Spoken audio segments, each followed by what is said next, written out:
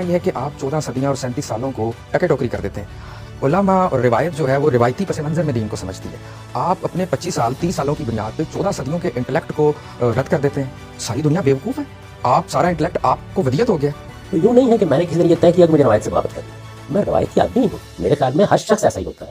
میں نے تو اللہ تعالیٰ کے وجود پر استدلال کرتے ہوئے کہا تھا کہ کوئی شخص بھی اپنی روایت سے ہٹ کر اگر سوچنا شروع کرتا ہے تو اس کی وجہ کیا ہوتی ہے؟ یا اس کے باطن میں کوئی اضطراب پیدا ہوتا ہے یا خارج سے کوئی چیز اس کے سامنے آ جاتی ہے۔ یہی عمل میرے یہاں ہوتا ہے، یعنی جو میرے والدین نے، میرے اساتذہ نے، میرے پس منظر نے مجھے دیا، میں اسی علم کے اندر کھڑا تھا، اس کو صحیح مان کے کھڑا تھا۔